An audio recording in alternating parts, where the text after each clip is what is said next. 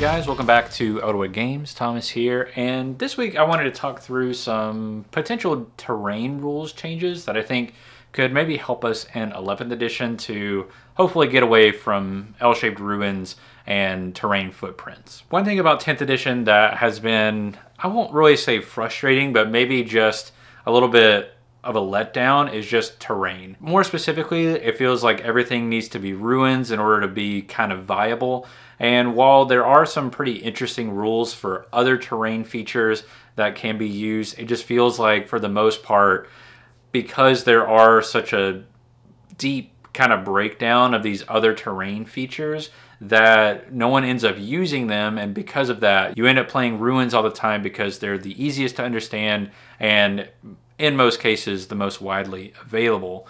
But I think we can maybe simplify some terrain rules so that way we can introduce some different terrain features, potentially using maybe even other models as terrain, and just to kind of introduce some different ways to interact with this game that we all enjoy so much. So one big thing that I want to address as well is we are going to be talking about line of sight, benefit of cover, terrain as a whole, and some certain aspects of terrain. And I think that it's important to note that I do think that there needs to be a change to how we draw line of sight for both targeting and shooting for 40K. So I wanted to get into that first. So I think one of the biggest changes that should happen is line of sight should be determined by the base size or the hull, and anything that extends outside those parameters would not be able to shoot. For example, if you have Magnus chilling behind a ruin and the tip of his spear is out, I don't believe that you should be able to shoot, nor do I believe that you should be able to shoot Magnus and he get benefit of cover. While I understand that in 40K, the placement of your models is meant to be an abstract representation of where they are on the battlefield as they duck and weave in and out of cover while they advance across the battlefield, we have to understand that this is a game, and it is a game that is meant to replicate the feeling of battle, and it needs to feel as though you can properly position your units in a way that is advantageous and strategic, and not give us the opportunity to have these kind of cheesy plays that we're kind of starting to see in this edition. With that in mind, if you can draw a line of sight to any part of a model that is wholly vertically above the perimeter of its base, or within the hull of it. So for things like a land raider, the little side sconces, and even the things on the top, the weapons on the top, those would not count in order to be able to be shot at.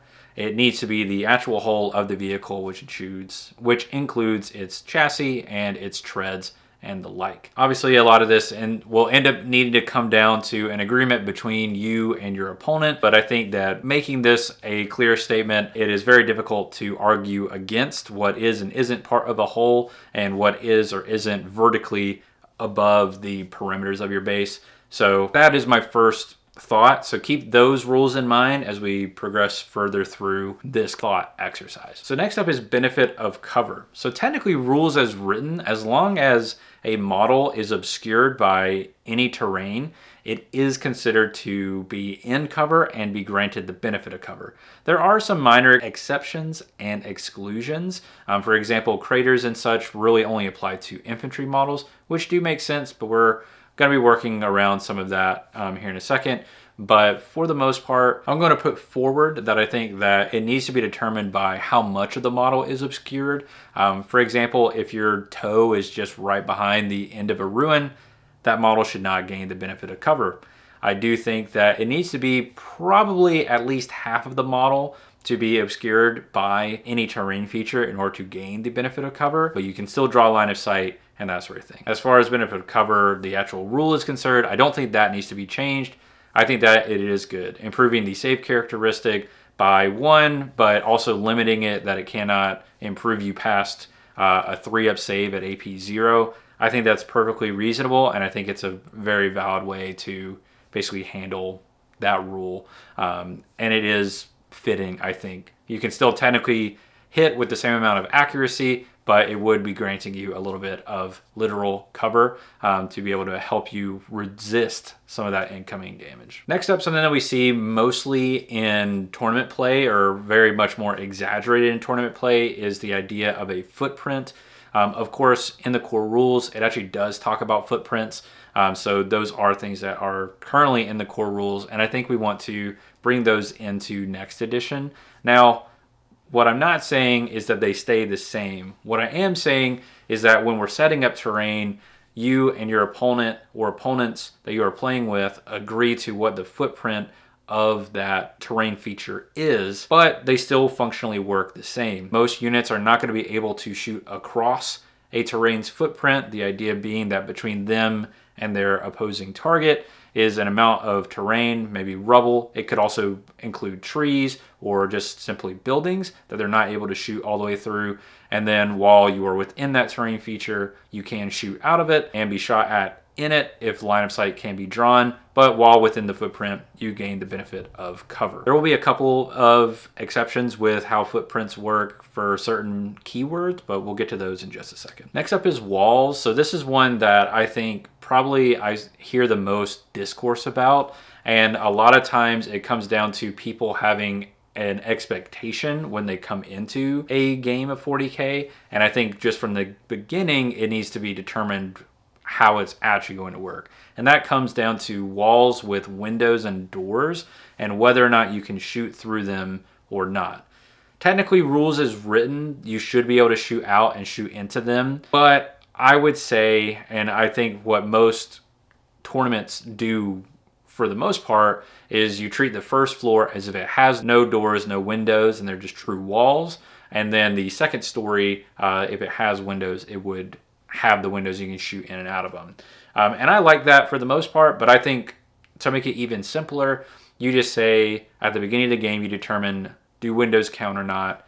If yes, you use them as that. And if no, you just treat them as if they are blank walls, cannot be shot into or out of. They are full line of sight blocking terrain features. The other thing I'd like to see changed with walls is melee. I'm so tired of like the rules, like the movement blocking, the move, like, oh, like my little dude, he can get in there and like you're just within an inch of the terrain wall so I can punch you and that sort of thing. You're not fighting through walls, okay? I think we just need to nix that one. Little barricades and that sort of thing, fine. Like if you can, basically if you can draw a line of sight to the target, not through windows or doors, you can fight them. I think that's a clean way to do it. And it just avoids the feel bad of someone that maybe newer, they tuck their units into a wall thinking that they're safe, and then someone just charges up right to the wall and says, actually, because of how rules are written, I can punch through this wall and, you know, this ruin will remain structural integrity throughout that and have no lasting impacts on anything else.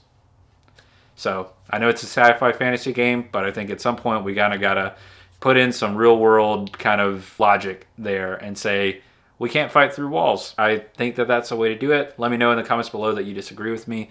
I'd love to start a conversation down there. And now we'll kind of talk through a few kind of caveats to everything that I've already said, because that's how that works, right? I list a bunch of rules, and then I'm going to tell you now that there's a bunch of exceptions to those rules, and here we go. Vehicles. I think how it works now makes some amount of sense, but to be honest, it's just so confusing to determine when a vehicle can shoot in and out of a terrain footprint that I really just think that it needs to be simplified, and vehicles will be not affected by kind of towing in, towing out, and that sort of thing. Just like any other model, they can shoot in, shoot out, just the same as anybody else. There are two exceptions, and that's going to be aircraft and towering models. For aircraft models, basically, if you can draw a line of sight from where your model is to that aircraft in the air, still following like the whole rules, the base rules, most aircraft are actually on a actual base, so you would use the base in that instance. If you can draw a line of sight to it, you can shoot it. And basically, how I kind of see it is I think unless you're obscured by the terrain from the vantage point of either kind of party, basically benefit of cover cannot be gained. So it would basically work the same way. It's just in a third dimension instead of being just laterally across like most models are going to be. For towering models specifically, they will be able to shoot across terrain footprints, but they gain the benefit of cover when they are being shot at, and anything they are shooting at across that footprint would gain benefit of cover, but that's the only instance that a towering model would gain the benefit of cover. Outside of that, they would be able to be shot at. I think this is most prevalent for, you know, knights and for also like the storm surge in Tau.